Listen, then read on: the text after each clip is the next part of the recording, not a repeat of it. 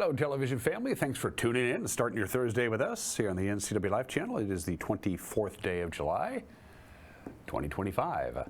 I'm Dan Kuntz. August is almost here. Summertime, we're running out. Beautiful morning, lots of sunshine, very benign, very quiet.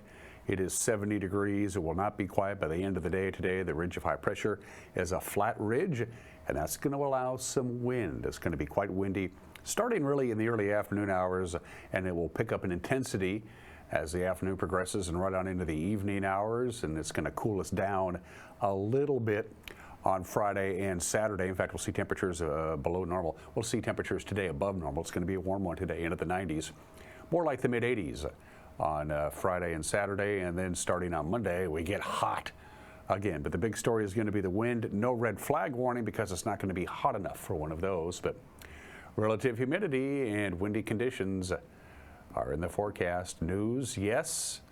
Usually this is the time of year when things are kind of quiet around the bullpen. Has not been the case so far. We'll have some news for you.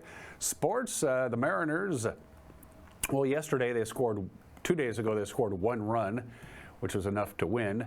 Yesterday they scored 2 runs, which wasn't even close enough to beat the Brewers. But the Apple Sox are smoking hot, make it 7 in a row. For the local 9, they took care of Edmonton. We'll talk about that. Looks like Wenatchee has a pretty good chance of making the playoffs. And a few days ago, Chelan County Sheriff Mike Morrison paid us a visit to our studios. He sat down with our news director, Jefferson Robbins, for an extensive interview. You can guess what the main topic of conversation was there. We'll have a snippet for you during the news, and in the back half of the program, we'll have the interview in its entirety. And it's Thursday, Paws for Pets. Sky on the dog needs a permanent home. We'll check in with our friends at the Humane Society. Lots to get to today. It's tour time. We won't waste any time. Let's get right to it. Just a tad hazy. That's really about it. The days, of course, are getting shorter. Today will be 2 minutes and 18 seconds shorter than Wednesday. Sunrise right at 5:30 this morning. Sunset tonight at 8:45. It makes it easy to add up. 15 hours and 15 minutes of daylight. We had 91 yesterday, 1 degree above our normal high, so it was about normal. Camera number 2 from the Heights to Lake Wenatchee. Can you see all the boats up at the top of the lake? Eric was there yesterday. He caught his limit, 4 sockeye. You can take 4 this time around when they've opened up the lake for sockeye fishing. The limit used to be 2. This year it's 4. So there are a lot of boats up where the Little Wenatchee and the White River flow in to make Lake Wenatchee. Lake Wenatchee, good luck anglers. Good luck getting it out of the lake. There's only one public dock there. Camera number 3. Beautiful view. That's got to be the Chelan Butte. Of course, it's the Chelan Butte, pointed almost southeast. That's the Waterville Plateau that you're looking at way off into the distance there. And down below is the orchards getting the job done. If that camera was panned to the left, you would see Chelan proper, but we're going to give the Waterville Plateau a little love this morning. And our 4th camera looks something like this. That's got to be the Tumwater. Good morning to Leavenworth. It's been really difficult getting in and around Highway 2. They got the paving projects. They had some slope stabilization work. It's of course, Leavenworth just teems with tourists this time of the year. Nanaimo, the Night Owls, when they came to town on Tuesday, they said it took an hour to get through Leavenworth in their charter bus from the Icicle Road Junction all the way to the Safeway Junction. It took them an hour. Whew. Pack some patience, folks, if you're traveling on Highway 2. We have a video to show for you from the National Weather Service about the winds I was talking about. Here's your timeline.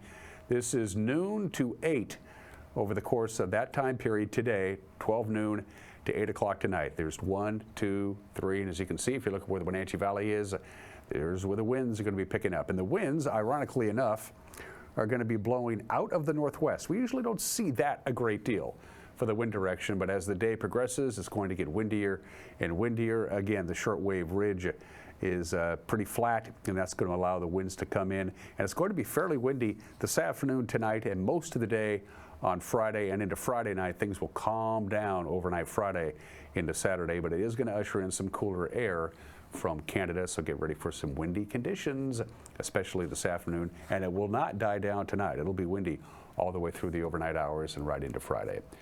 All right, from the National Weather Service, after a high of 91 yesterday, 1 degree warmer than that today, 92, and again, deeper into the day, the windier it'll get by the time we get to 5 or 6 o'clock. It'll be quite windy. with sustained winds at about 15 miles an hour, gusts above 20 miles an hour tonight with an overnight low of 66. Pretty much windy all day tomorrow. Breezy anyway. I think we can safely call it perhaps windy. And this is the cooler air we're talking about, with a high of only 87, and 84 is all we're going to get to on Saturday. Now that's a nice comfortable temperature and no real wind on Saturday. And then we start the warming process again. By Monday, we're right back to hot temperatures, and it's going to get really hot Tuesday. And according to the long-term forecast, it's going to be pretty hot most of next week. You were forewarned. All right, the news is next in just 2 minutes, so grab a cup of coffee and come right back, and we'll do it. You're watching Wake Up Wenatchee Valley, a Thursday edition on the NCWLIFE channel.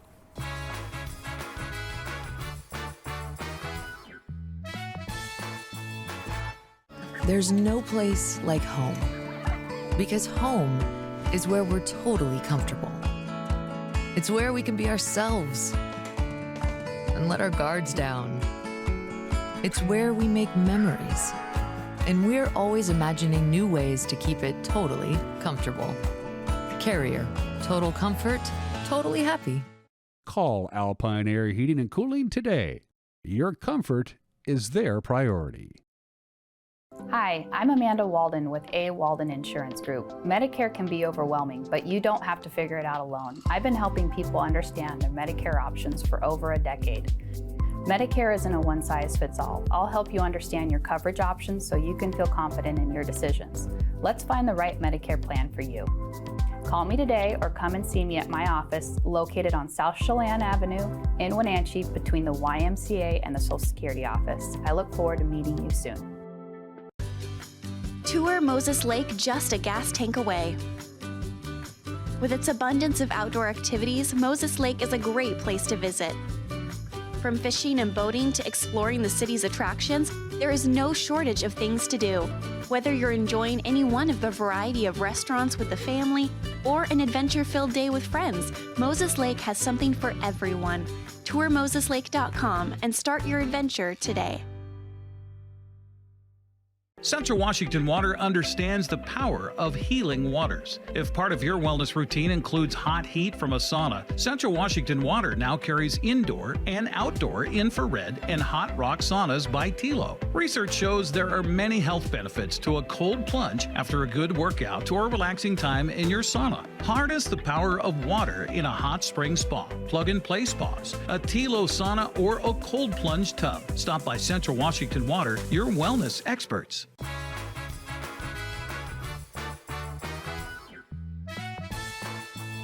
"70 degrees, lots of sunshine, lower 90s today. It'll start getting windy as the day progresses. It'll be windy tonight, all day Friday. Calms down Friday night. We cool down quite a bit, and then we warm right back up again by the early part of next week. It's now been 52 days since the Decker sisters, Peyton, Evelyn, and Olivia, were found murdered in the upper Icicle Valley, allegedly by their own father. Travis Decker has been missing and presumed still at large ever since. The manhunt, of course, involving local, state, and federal agencies. Our own Jefferson Robbins spoke last week with Chelan County Sheriff Mike Morrison, whose deputies found the girls' bodies and who have been carrying out the investigation ever since. Morrison says despite uncertainty about whether Travis Decker is still alive, the search to bring him to justice continues. Do you still have reason to believe that Travis Decker is alive, or do you think he's ended his own life? As I'm looking at it right now, he's unaccounted for. And of course, we recognize there's a strong possibility that he did take his own life. In talking with the U.S. Marshal Service, we pulled up 5 other cases that were similar in the tracks, and they were estimating that usually it's about a quarter of a mile outside of where the scene initially took place. We've made really strong efforts to go and search that area again, but we also recognize too there's a potential that he could be actively still fleeing from us, and that has given him a pretty big area to hide in, and that's why the U.S. Marshal Service has really come up strong. I mean, their technology, their ability, their background in this, and this is their area of expertise and specialty to track people once they get into civilization or outside. And then, of course, we utilize those individuals who are well versed in searching within wooded, tough terrain areas. When you have the U.S. Customs and Border Patrol's tracking team and also U.S. Forest Service out there, and we brought in Kittitas County as well. I shouldn't say we brought them in; they offered their services to us, and they had had experience doing a similar search, same area back in 2020. And Sheriff Myers really came out and kind of expressed those areas we did really well at the time and areas we did not do so well. And he brought that expertise and knowledge in, and we're thankful for him coming alongside of us. Well, a month and a half might be too early to ask this question, but it does seem like a long time. So at what point is the search called off? At what point do you say, we've looked everywhere we can and in every way we can? Yeah, we're being careful with the resources we have. We understand that taxpayer dollars that come back and fund our agency are limited. So when we do get credible information of areas to search, we're following up on that. But I think the heavier, more intense search effort that you saw in the beginning of this campaign has certainly been brought back a little bit, and now you're seeing more of a directed effort. When we do get information like Idaho, we're going to deploy resources there. Otherwise, we're going to continue to focus on the investigative side, make sure the case is ready for trial, and that if we do have other information we want to follow up on, or like, hey, let's recheck this, like we had with the initial crime scene where we brought the search and rescue team with the volunteers back to work with marshals and our deputies to research. Those are things that we will continue to follow up on and do. But I feel like we're headed in the right direction with the criminal investigation. Thanks to Sergeant Lewis, Chief Moody oversees operations of really coordinating this, and then the detectives who have just been dumping their heart and soul into this case to ensure we are presenting the best case forward when we do go to trial. A lot of agencies were looking for Peyton, Evelyn, and Olivia after they were declared to be missing on about May 30th. It was your people who found them on June 2nd, who found their bodies. It's been your people who have been, I think, night and day on this case locally ever since. Given the amount of effort and given the amount of time that's passed, how is morale doing in your department? How are your people doing with this case?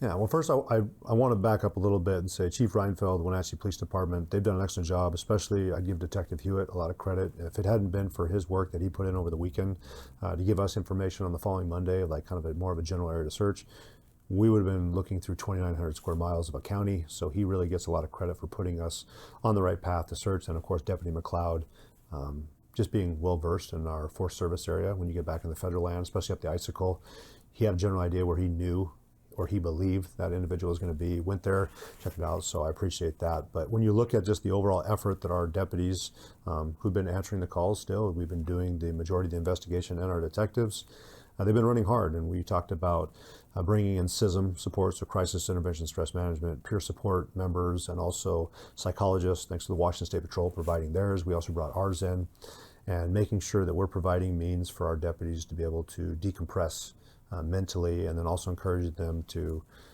take care of themselves physically, getting those workouts in. That's something we've been focusing on because our agency has been going hard for a long time. We're a medium-sized agency. We do have a lot of dedicated men and women, but you can't expect them to go full throttle for that long and there not be any kind of burnout. That's why you saw a pullback from us after about 2 weeks, where we said, hey, we're going to transition our efforts more over to other partners so they can continue on. And I've referenced like what we do for fires. Typically, you'll see a fire team on the ground for 2 weeks, and that's because you're asking a lot for those individuals during that 2-week period, and you can't expect them to continue performing at a high level for a prolonged period of time. So we've been cognizant of that, but the men and women of this agency have done exactly what I expected them to do.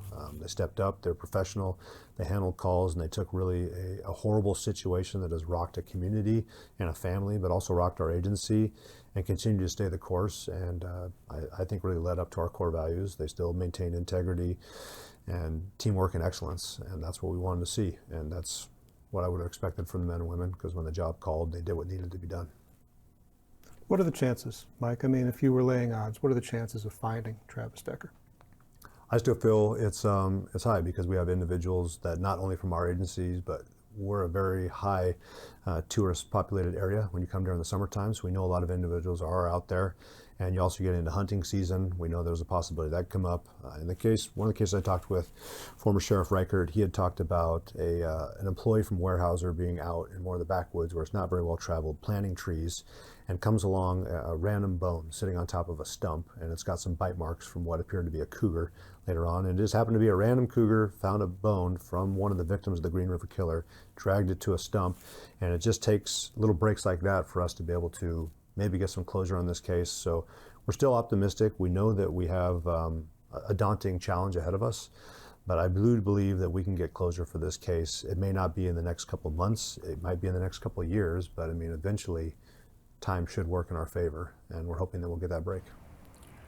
And again, that entire conversation with Jefferson Robinson Sheriff Morrison will air in the back half of the program. A Moses Lake man who opened fire on pursuing deputies 3 years ago will serve more than 37 years for that crime. Robert Gerald Gwynn, 45 years old, back in July of 2022 as Grant County deputies closed in on him. He had felony warrants apparently on Stratford Road. They closed in on him. Gwynn stopped his vehicle near the Grant County International Airport and opened fire. Deputy Tyson Voss returned fire, wounded Gwynn in the shoulder. Voss's body camera recorded that shooting. 100 plus, approaching 10 volt. 100 plus, approaching 10 volt.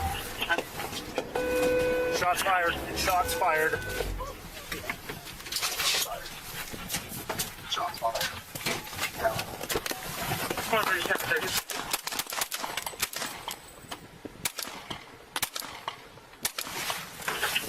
11, you copy.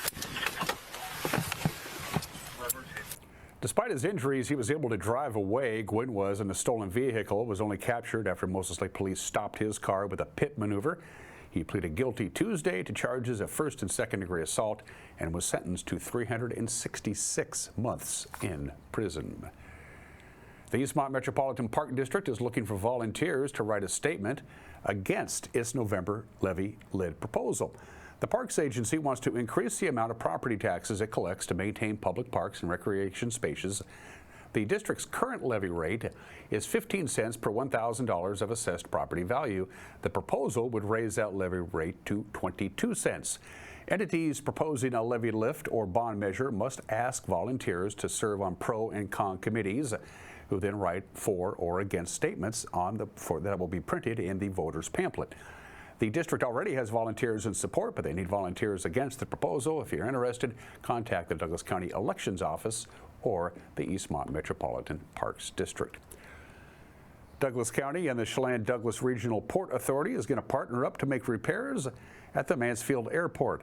The small airport needs fixes for the pavement on its runway, which has developed sizable cracks. The port owns the airport and is making upgrades in a long-term proposal to sell the facility at a $313,000 list price. Port commissioners took a vote on July 15th authorizing the CEO of the port, Jim Kuntz, to strike an interlocal agreement with Douglas County.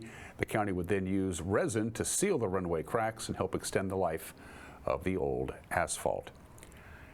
And landlords and tenants now know the upper ceiling for any rent increase next year. The Washington Department of Commerce announced this week that no rent may increase by more than 9.683% in the year 2026. The cap applies to all rental units in the state thanks to a residential landlord-tenant law that was signed into law by Governor Bob Ferguson a couple of months ago. Under the law, the Commerce Agency sets the new rent cap each July based on data from the U.S. Bureau of Labor Statistics. And now you're in the loop of what's going on around here on this Thursday. The news comes your way again, as always, on weekdays, 5 o'clock, 6 o'clock, and 10 o'clock on TV. That's the air times on television. A lot of people are ditching traditional cable and going unplugged, but that doesn't keep us from getting the news to you. Our news will be posted and up and running on our homepage, NCWLIFE.com. It'll also be on our YouTube page, and we'll put a link on our Facebook page. So we try to make it as accessible as possible. And if you have a news tip, please send us an email, news@ncwlife.com. Mariners getting out of town, heading down to L.A. Probably have had enough of seeing the Brewers, but the Apple Sox are smoking hot. Sports is next. You're watching Wake Up on Wenatchee Valley on the NCW Life channel.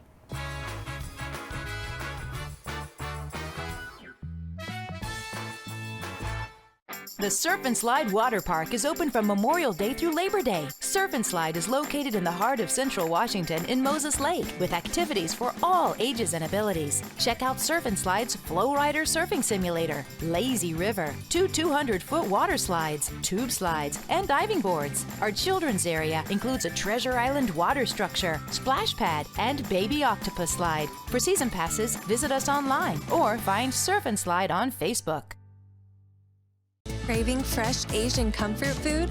Steam Panda is Wenatchee's popular family-friendly Asian restaurant. They focus on providing guests with delicious, healthy, fresh, and natural dishes for an affordable price. It's time to enjoy one of their many popular house-made soup dumplings, ramen noodles, or pho dishes. And make sure to ask about their lunch and chef specials on sushi rolls.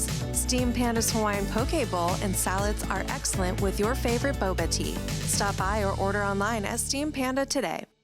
Caught in a conflict? Family, workplace, neighbor, business, Housing disputes? Wenatchee Valley Dispute Resolution Center provides mediation services, a cost-effective and efficient way to provide a written resolution to disputes and issues.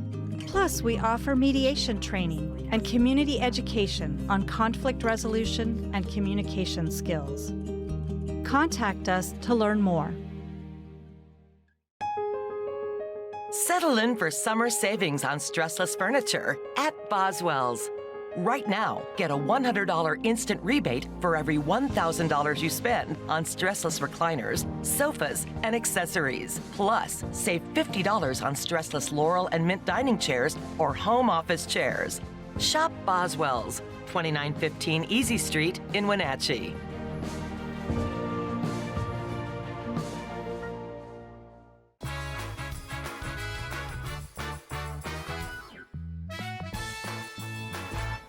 Minutes after the hour, sports. The Brewers wrapped up 17 hits, 14 base hits, and 3 doubles. That's pretty interesting, and they routed the Mariners 10-2 yesterday afternoon. Luis Castillo allowed 6 of those runs. That's a season high for him. By the way, Cal Raleigh did not play yesterday. Mitch Garver started at catcher, so Cal had the day off. Going to show you highlights, but what's the point? We'll just jump ahead. The Mariners now hit the road. A 4-game series against the Angels starts tonight. Seattle right-hander Logan Evans will toe the rubber. Yusei Kikuchi will pitch for the Mariners. Scoreboard yesterday, Mariners lost, Astros won again. Mariners are now 6 games behind Houston. In the AL West, Rangers are 7.5 back. The Angels are 11 games back after being doubled up by the Mets. The Wenatchee Apple Sox won their 7th game in a row last night, an 8-1 blowout of the Edmonton Riverhawks. Izzy Madrigria went 3 for 5. He had 4 RBIs. Cade Martinez 2 for 4. Easton Brooks and Evan Canfield combined to take a no-hitter. Into the 7th inning, Brooks gets the win. He tossed 7 scoreless innings. Canfield gave up 1 unearned run, and he struck out 4. The Sox improved to 24-17 overall, and they continue their hold on the first wild card slot in the playoff race. They may even win the WCL North second half title. Sox and Riverhawks wrap up their 3-game series tonight. The Wenatchee travels to Victoria. This will be a big one, a weekend series with the Harbor Cats, who lead the WCL North Division in the second half. And the scoreboard from yesterday. Yeah, Wenatchee has won 7 in a row, but guess what? Portland has won 9 in a row. The Pickles doubled up Springfield, and there's the rest of the games from yesterday, and those are just some of the games that people are playing. At 23 minutes after the hour, I could have chosen National Drive-Through Day. It's Cousin's Day. I don't know what I was thinking. Today is National Tequila Day. Oh, I just don't do it. I just don't do tequila. I just don't like it. Of course, it helps that tequila is extraordinarily expensive because the plant that they make tequila from, the agave plant, is in and of itself becoming rarer and rarer. So if you are a fine connoisseur of tequila, enjoy. I'm going to pass. Don't like it. But it is National Tequila Day because it was on the internet, ergo it must be true. 23 minutes after the hour. One would assume the largest loss of life in a shipwreck on the Great Lakes would be a ship full of people caught in a storm, right? You know, like Lake Michigan or Lake Superior or something like that. The SS Eastland on this date 110 years ago today, 1915, sank while tied to the dock at the Chicago River. It had been retrofitted, as we show the B-roll. The Eastland had been retrofitted 10 years earlier. They put in air conditioning, they put in concrete floors. It weighed about 20 tons more than it did when it was originally built, and then they had to add lifeboats after the Titanic sank. And the owners had a choice, either add more lifeboats to accommodate the amount of people who could be on ship, or keep the amount of lifeboats that you have and make the ship's capacity lower. Well, there's a profit to be had. And so the ship was unbelievably unstable and top heavy. The passengers boarding are the early morning hours on this date, 1915. They got on board, they flowed to the port side of the ship. Others went below deck. The crew attempted to correct the list by adding ballast, but as more and more people came on board, it just couldn't handle it anymore. The Eastland rolled over on its side 20 feet from the dock in 20 feet of water, and yet 844 people were killed. They were either drowned or were crushed by the furniture and the bookcases below deck. Happened on this date in 1915. 51 years ago today, the beginning of the end of Richard Nixon. The United States Supreme Court unanimously rules that the president does not have the authority to withhold subpoenaed White House tapes, and they have to surrender the tapes to the Watergate special prosecutor. They played the tapes, and they realized Nixon was knee-deep in this baby, and he would be out of office in a couple of weeks.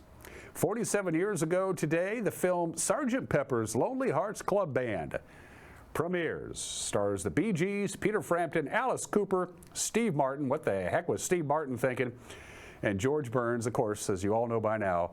Sgt. Pepper's Lonely Hearts Club Band, the movie, would sweep the Academy Awards the next year. I still want my money back. 42 years ago today, one of the most celebrated and unusual incidents in baseball history took place. Here is an edited version of what exactly happened at Yankee Stadium on Sunday, July 24th, 1983. Uh-oh. Uh-oh. That's gone.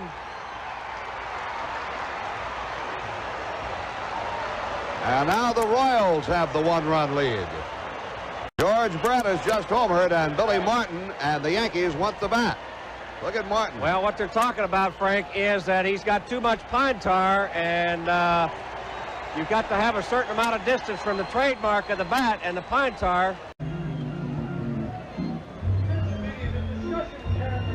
Now they're going to measure it across home plate. Well, I've never seen this. I never have either. I don't know what they're measuring. They might be going to call George Brett out. Well, the Yankees win it. He's out. Yes, sir. Brett is out. Look at this. Brett is out. And he's steaming mad. He is out and having to be forcibly restrained from hitting plate umpire Tim McClellan. And the Yankees have won the ball game 4-3. Brett is called out for using an illegal bat or with the illegal substance on the bat. Like I said, I have seen this before, Frank, and Gaylord Perry just took the bat away from home plate umpire Jim McClellan. He's going to take the bat. They're going to take it so they cannot take it into the American League office or wherever they take it to be examined. Well, a Yankees security person and one of the umpires quickly are chasing whoever has the bat. Jose Martinez is holding Brett. Bobby, I've never seen this in my life. Well, I've seen players called out for using an illegal bat, but never so an important hit by a home run and then been called out to put the Royals ahead.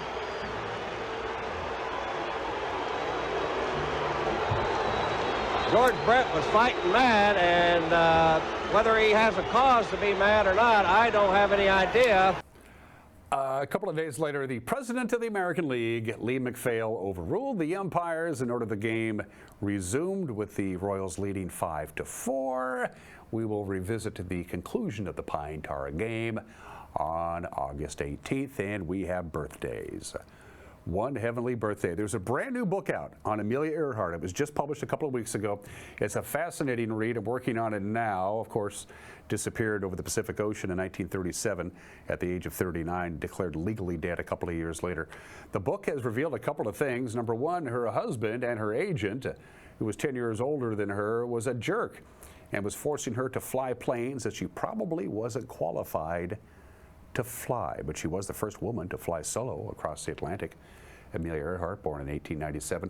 Happy birthday to the mailman because he delivers. Karl Malone is 62 years old today. He is third all-time in the NBA in scoring and the most ever free throws. When you play in the NBA for 22 years, you're going to get fouled a lot. Karl Malone is 62. She can sing, she can act, she can dance, she does theater, film, television, and music. She's multi-talented. She's Kristen Chenoweth. She is 57 years old today. She can sing, she can act, she can dance. She's been in theater, she's been in film, in television, and of course music. J-Lo, Jennifer Lopez, is 56 years old today. I don't know whether she can sing or dance, but I know she can act, and she can write too. Elizabeth Moss from The West Wing, Mad Men, and The Handmaid's Tale is 43. For Heat and Air, call Alpine Air. For Heat and Air, call Alpine Air. They are our platinum sponsors, and we appreciate it. And it helps that they're good folks too.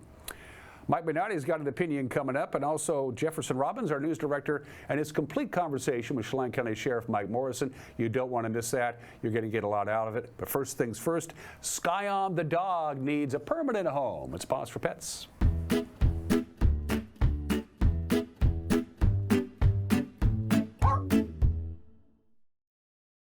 Hi, I'm Corley with Wenatchee Valley Humane Society, Animal Care Manager, and today I want to introduce you to Scion.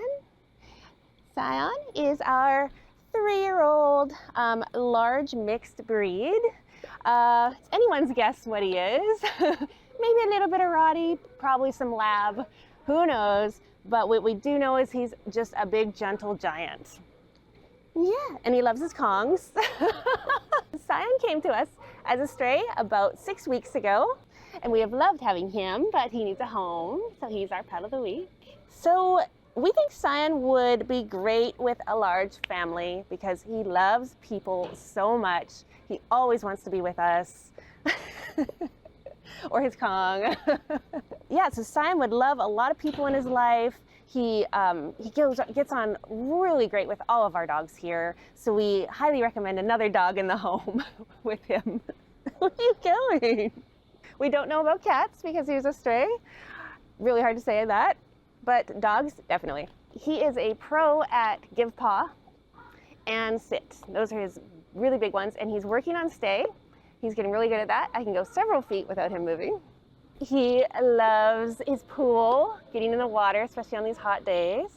And he just loves trips out with volunteers. He's one of our favorite boys. He's a good boy.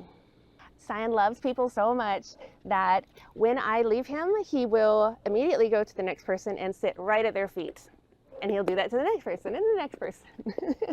He has to be touching you or near you. He just loves people so much. So Scion here is available for adoption, but we also would love if someone isn't able to adopt, if they could just take him for foster to get him out of here for a little bit, just a week or a weekend. That would be so good for our boy. So if you'd like to come down and meet Scion, we are open Thursday through Tuesday from 12:30 to 6, and we would love to introduce you. And we are still having our special 50% off of dogs over 50 pounds, basically all of our large to medium-sized dogs. And we would love you to take advantage of that amazing offer. Give them a call at 509-662-9577 or visit their website at wenatcheehumane.org.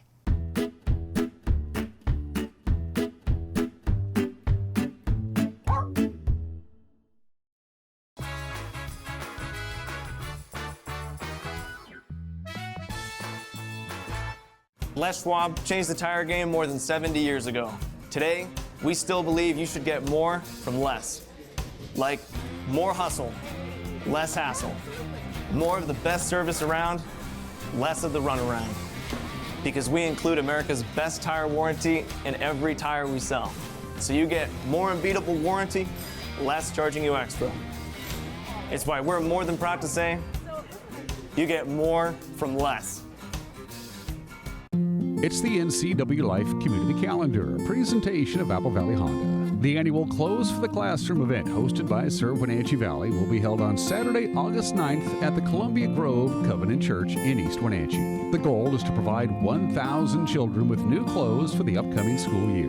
Registration is ongoing and is limited to those students in the Wenatchee and Eastmont school districts. Use the QR codes to register, donate, or volunteer, or go to Serve Wenatchee Valley's website.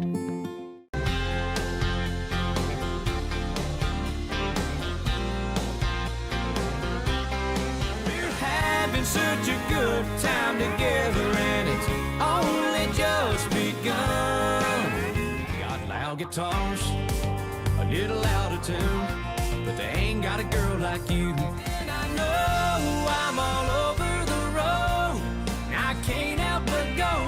Little bit of left, little bit of right, it's hard to Local Myth Pizza, we believe in real food, freshly prepared with only premium ingredients. Our cheeses are imported from Italy. Our sauces, dressings, and even our sausages are made in-house fresh daily. Featuring Northwest craft beers and 30 Chelan Valley wines and ciders. Family fun and amazing food. Eat local, drink local, and be local at Local Myth Pizza. Come see why Sunset Magazine says you can't beat Local Myth Pizza.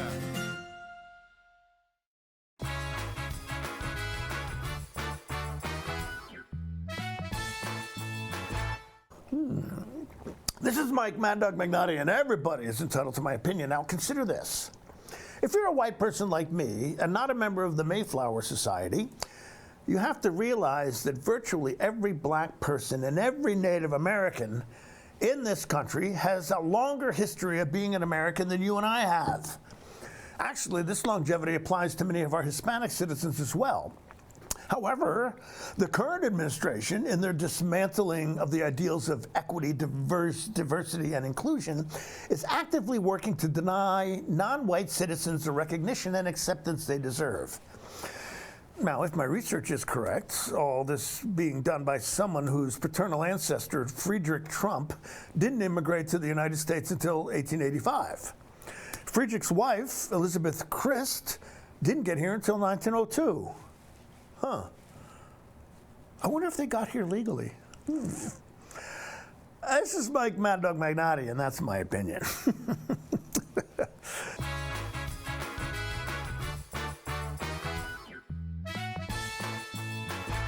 Hey there, folks. Blueberry Carrie here to invite you on out to Blueberry Hills to experience some real treats.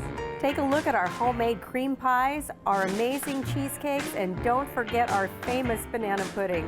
Remember, we're more than just great treats. People come from all over the world to experience what has been called one of the best destination restaurants in the Pacific Northwest. So come on out and see what all the fuss is about. Blueberry Hills in Manson. It's where the world is coming to. Fibercrete fireproof safety rooms can be the difference between life and death for you and your family. Typical fireproof safety rooms are 8x8 Fibercrete panels providing a solid sanctuary. Fibercrete safety rooms can be above ground, buried underground, or built within new home construction. Best of all, a safety room by Fibercrete is very affordable. Call 360-770-2088. You owe it to your family to find out more about Fibercrete safety rooms. Welcome to the Gilded Lily home, where something extraordinary is waiting for you. The Gilded Lily offers a unique collection of hand-selected, carefully curated items to help you celebrate all of life's special moments. From the budding chef to the home decorator to that very special occasion, there is an abundance of delightful gifts waiting for you. The Gilded Lily home, where you can step in for inspiration and leave with beautiful items to brighten any area of your home. Now there are even more reasons to meet at the Pybus Market. Outdoor dining and tastings, the fabulous Farmers Market, Saturday artisans on the concourse, and your favorites all week long.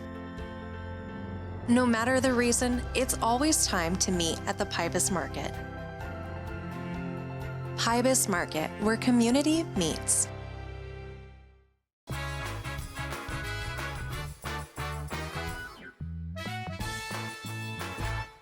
Jefferson Robbins with NCWLIFE. It's been about a month and a half since the murders that transfixed the Wenatchee Valley. Peyton, Evelyn, and Olivia Decker were taken from their family. Their bodies were found on June 2nd. A lot of local police agencies and national law enforcement have been involved in the search for the suspect, their father, Travis Decker, ever since then. One lead local agency is the Chelan County Sheriff's Office. Sheriff Mike Morrison joins me now. Sheriff, thanks for being here. Thanks for having me. Really appreciate it. We wanted to sort of take stock and evaluate as we get to this month and a half point since the death of the girls. Mr. Decker has been on the run, or unaccounted for at least, since at least June 2nd. A lot of the early focus, a lot of the early searching happened in the wilderness areas around the area of the campsite where the girls' bodies were discovered, leading up into the enchantments from there. What evidence suggested to your agencies at the time that Mr. Decker might have fled into the wilderness and that he might be preparing to stay there for a long time? Well, just based off what we found when we were doing follow-ups, talking with family and friends, that we knew that he was familiar with the area. It's not the first time he'd been up there. And at times he had been out in wilderness settings like that for up to 2.5 months is what we were being told. So we knew that he had the history and the past and the capabilities of staying out there for a while. And then of course, when we did our initial response to the scene, of course, we found the scene, then we brought our SWAT team out to secure it. And in the search of the area surrounding it, we weren't locating him. So we knew there was a possibility that he either left or that he had taken off on foot. So we were trying to follow up on that. And of course, if we got more sightings, one, of course, the most notable is we're doing our air searches, that we did see a subject who appeared to be making active efforts to avoid us. So that kind of led our attention to, let's search here. We did get our team back because unfortunately we had to refuel at that time.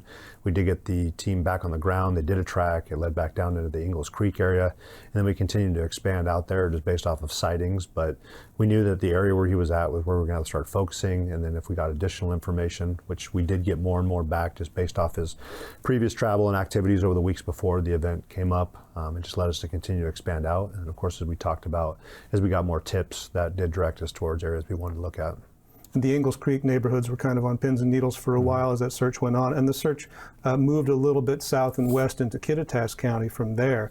And I assume you were working on similar reports, similar possible sightings in the Red Top area. Is that correct? Correct. I know Sheriff Myers and his team, we really appreciate them stepping up. They went above and beyond to help us out. They have certainly been integral to our investigation and to our efforts in the beginning part of it, but they really kicked in towards the end there. And we got that report that there was individuals that said, hey, we talked with him, we talked to Travis Decker, this is him for sure, that they followed up on it. It did not materialize to be Mr. Decker as was initially reported, but they continued to follow up on other things they had found as they were in that area around Liberty. And then we also were able to send some stuff that we found at certain sites of interest back to Washington State Patrol, thinking, does this match what we have for potential DNA for Travis? And unfortunately it did not, but we're still waiting for more stuff to come back. And hopefully we start getting some more results that work in our favor, because we're just as frustrated, I think, as anyone else that we haven't been able to locate him or get some kind of closure for the family or community. The initial scene, the initial search site was a makeshift campsite along the Icicle Creek area. There was Mr. Decker's truck discovered there, the bodies of his children, and there was blood or genetic material that was found on the truck. I think it was described later on as being traces of human blood traced to Mr. Decker, also animal blood. Can you speak to that at all? Yeah, so we did get the results back. Initially, I think a lot of people were trying to report it as a handprint. It was more like a fingerprint on the back of the truck that did have some blood. When we did send that off to Washington State Patrol, really appreciate Chief Batiste and his staff, the crime lab there, for expediting our request and getting some results back to us quickly that did match DNA samples that we believed to be Mr. Decker's that we were comparing him with. And then the other blood on scene, of course, we've said it had been human, but we'd also like to remind everybody, when we did arrive on scene, his dog was there. We believe there was a potential, most likely it did come from his dog, but nothing outside of the unusual. We just believe it's most likely canine blood from his dog, and the dog was okay. We did hand him over to Humane afterwards, and then we continued on with our investigation. Was the dog found roaming free, or was the dog confined at the site somehow? Roaming free, as I understand, it came up over the riverbank towards us, very friendly, and yeah, we were just glad that it was accounted for. It sounded like it was very important to the family and to Mr. Decker. The area around that campsite, obviously it leads into the greater wilderness, but it's kind of wild itself. The Icicle Creek at that point is raging, running hard. There's lots of boulders. Has that area, has the Icicle Creek drainage itself been searched by water? It has. We had National Park Service that volunteered their swiftwater rescue team. They were in the water for up to 4 days. I talked to them at the end of the first day. I think they'd gone from the crime scene all the way down to Chatter Creek, continued on, and then as we discussed too offline, that next week we'll be going in with the swiftwater rescue team, and I'll be joining in with them as well, and we're going to search it again. We've also had members of our volunteer search and rescue that came out. It was a 30-plus group that did a grid pattern search around the scene just to follow up if we had missed anything. And we'll continue to have drones that have flown the creek, and we've also had our helicopter up there, and there's been a couple spots of interest. We've cited something like, hey, we want to check out this area. We've dropped GoPros into the water and searched, and we'll continue to do what we need to, because we understand it's a possibility. Maybe he did get in the water and it's raging hard, because a couple weeks before that, we had that rescue up French Creek, was just individuals trying to wade across the water. Wasn't as deep as where we're at here on the Icicle, and then they were taken out and had some injuries. So we'll continue to search. You're not the only agency involved, as we said. Marshal Service, FBI, Border Patrol, Homeland Security, lots of agencies. Also, local municipal police departments and sheriff's offices have been involved. So in all of that, has there been a chance to learn more about what Travis Decker's state of mind might have been when he came to pick up his girls on May 30th? Yeah, I mean, ultimately, I don't think we'll get the final answer unless Mr. Decker's found and he can explain it better to us. But I mean, we did talk to FBI's forensic psychologists, along with U.S. Marshals forensic psychologists, and of course, we tracked through a lot of his online search history. We've talked to family, friends, just to get a better understanding of who this individual is, what he's like, what motivates him, and what kind of things he was facing. You know, what kind of challenges might have motivated him to make the decision that we believe he made at that time, and certainly have learn more about him, but I don't think there's anything that we've really learned that would justify what happened or what's accused or what he's accused of having happened. Did he leave behind any written materials? A lot of things were found with his truck. Were there any notes? Nothing of note within the vehicle or on the scene. And again, that's why we're really hoping that we can find him, that he's still alive, and that we can get a better understanding of why. How did we get to this point? Certainly inexplainable. Can't really come up with any reasoning of what would motivate someone to do this, especially to their kids. So we'd like to get a better understanding from him. Some people in their mindset can be influenced by their social media intake. Do you have any insight, Mike, on what Mr. Decker might have been consuming online in terms of YouTube videos or accounts he might have been following? From what I'm getting back from the information, I didn't personally go through these scans. I mean, there wasn't anything that would have been telling of why he got to this point. And talking with other individuals who had met him online or knew him personally outside of that, also, this was not in line with what he had been like before. Have you gotten, well, I know you've gotten a lot of tips over the course of all this, maybe in the hundreds, maybe in the thousands. What's been the range of usefulness of the kind of information people are getting? I mean, have you gotten mostly things that are helpful? This is an idea or a track you should check out. Or have you gotten more things that are just beyond the realm of belief? Yeah, well, we appreciate everything. I mean, we're not discounting any information that comes in. Of course, others don't quite have a full understanding of the investigation or the situation. I mean, we certainly hear, you guys should be using drones. We have used drones. Or you guys should be flying with FLIR. We have used FLIR. You guys should have tracking dogs, and you should have cadaver dogs. And these are things that we've utilized. And then when we get the reports of sightings, I mean, we're doing our best to follow up. We saw the one here most recently in Idaho. We put a lot of resources in to follow up on that. Thanks to the U.S. Marshal Service. We had another one up in Canada. Thanks to the RCMP for coming in and following up on that. We've had some in Montana. The FBI followed up on that. Some down in Texas. I mean, we are taking them seriously. We're doing our best to follow up. And I was even talking about one out there in Tennessee. And it's getting international attention as well. So we are certainly appreciative. We understand that this makes their job a little bit easier when you have a bunch of eyes watching, staying focused on this, and we get, maybe there is an angle that we're not considering, so we do try to follow up on the information that's provided, suggestions. We've reached out to other agencies. I've talked to the former FBI agent who was with the Eric Rudolph case for the 96 Olympic bombing. He's the sheriff out of Walla Walla County. Him and I discussed challenges they had. That search went on for 5 years. I've talked with Dave Reichert, former King County sheriff, and we talked about the Green River killer and some of the challenges they had and how they were using technology and other strategies that evolved from the 80s into the early 2000s on how to get this and what challenges they faced in tracking him and finding Mr. Ridgway eventually. But we're trying our best to think outside the box, look at outside resources, but we're pretty confident with the teams we brought in. You've had U.S. Forest Service, you've had the FBI, U.S. Marshal Service, and you've had U.S. Customs and Border Patrol's tracking team, national parks. And then you start getting Snohomish County, King County, Spokane County. You dropped a lot of resources, assets, knowledge into this, and we'll continue to push and think outside the box to figure out how else can we come up with the results we want to see. But a good effort, I think, to this point, and we haven't given up yet. So the crime that Mr. Decker is accused of is generally called familicide or family annihilation. And it doesn't happen very often, but it's horrifying when it does. In some of the studies that I've read about this, including one from 2019 in Australia, looked at 104 cases of familicide. The annihilator, the person accused of the crime, attempted or completed suicide in about 79% of those cases. Do you still have reason to believe that Travis Decker is alive, or do you think he's ended his own life?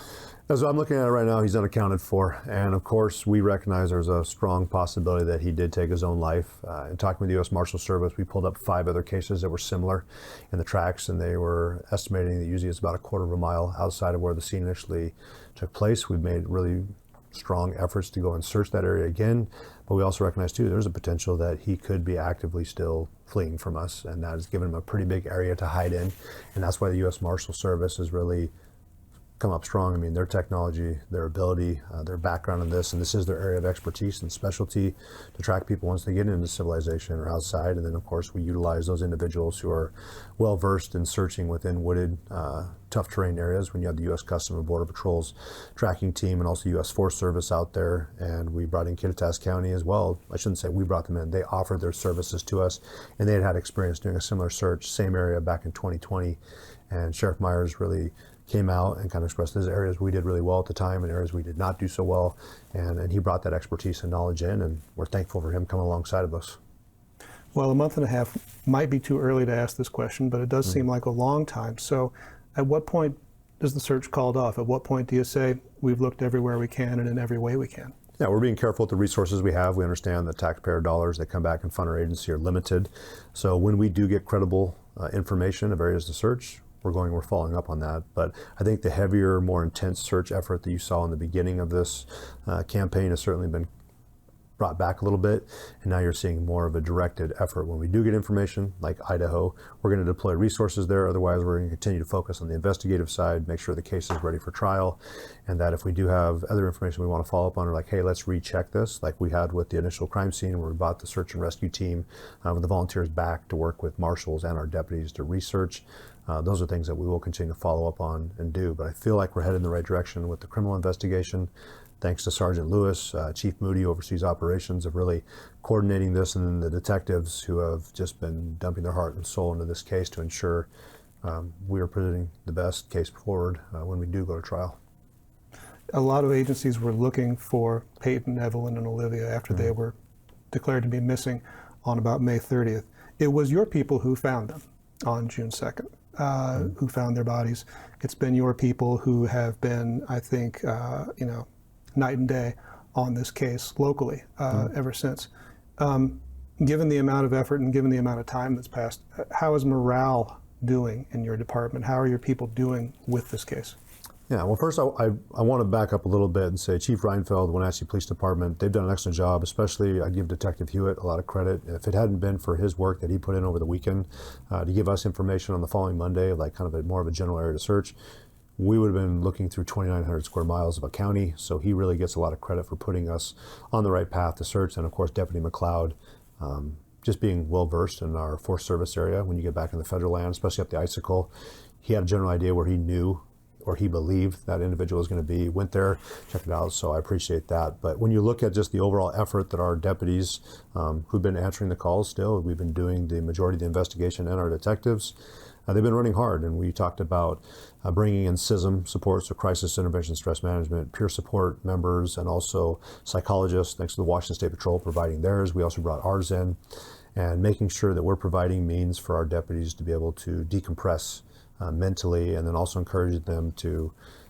take care of themselves physically, getting those workouts in. That's something we've been focusing on because our agency has been going hard for a long time. We're a medium-sized agency. We do have a lot of dedicated men and women, but you can't expect them to go full throttle for that long and there not be any kind of burnout. That's why you saw a pullback from us after about 2 weeks, where we said, hey, we're going to transition our efforts more over to other partners so they can continue on. And I've referenced like what we do for fires. Typically, you'll see a fire team on the ground for 2 weeks, and that's because you're asking a lot for those individuals during that 2-week period, and you can't expect them to continue performing at a high level for a prolonged period of time. So we've been cognizant of that, but the men and women of this agency have done exactly what I expected them to do. They stepped up, they're professional, they handled calls, and they took really a horrible situation that has rocked a community and a family, but also rocked our agency, and continue to stay the course. And I think really led up to our core values. They still maintain integrity and teamwork and excellence, and that's what we wanted to see. And that's what I would have expected from the men and women, because when the job called, they did what needed to be done. What are the chances, Mike? I mean, if you were laying odds, what are the chances of finding Travis Decker? I still feel it's high, because we have individuals that not only from our agencies, but we're a very high tourist populated area when you come during the summertime. So we know a lot of individuals are out there, And you also get into hunting season. We know there's a possibility that come up. One of the cases I talked with former Sheriff Reichert, he had talked about an employee from Weyerhaeuser being out in more of the backwoods where it's not very well traveled, planting trees, and comes along a random bone sitting on top of a stump, and it's got some bite marks from what appeared to be a cougar later on. And it just happened to be a random cougar found a bone from one of the victims of the Green River Killer, dragged it to a stump, and it just takes little breaks like that for us to be able to maybe get some closure on this case. So we're still optimistic. We know that we have a daunting challenge ahead of us, but I do believe that we can get closure for this case. It may not be in the next couple of months, it might be in the next couple of years, but I mean, eventually time should work in our favor, and we're hoping that we'll get that break. Well, Sheriff Mike Morrison, I know that the community appreciates what your agency and your peer agencies have been doing in this very difficult case, and we appreciate you being here today. No, appreciate it. Thanks for the time. You're watching the NCWLIFE channel.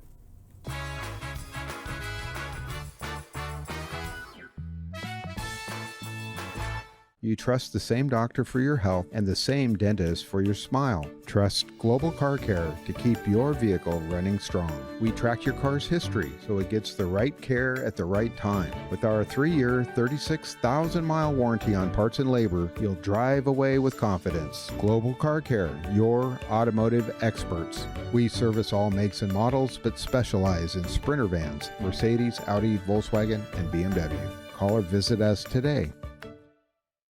Highlander Golf Course and Grill, located in East Wenatchee, offers terrific views and challenging play for golfers at every skill level. From the golf course to the grill, you don't need to be a member to dine in style and play golf too. Highlander's well-groomed fairways and greens keep it difficult, yet friendly for your regular rounds of golf or a new destination for you and your out-of-town friends. Contact the Highlander Pro Shop today to schedule your tee time, outing, or tournament. Open 7 days a week, where everyone is welcome to play and eat. Are you dealing with a pest or weed issue and you just don't know what to do?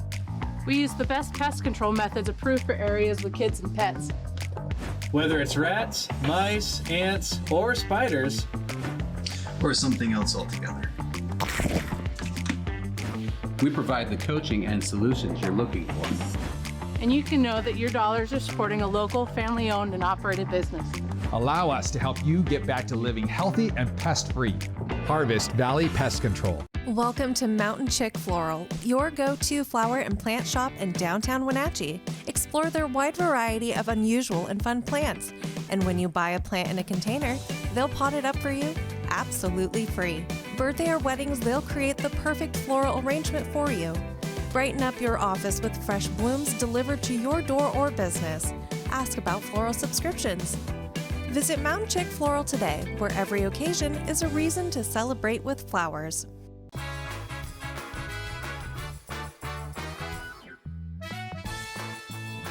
73 degrees here in the Wenatchee Valley. We're starting the warm-up process. We're going to be in the 90s today. The big story is going to be the wind. It's pretty calm right now, but as the day progresses, this ridge of high pressure is a flat ridge, is going to allow some short waves to come through.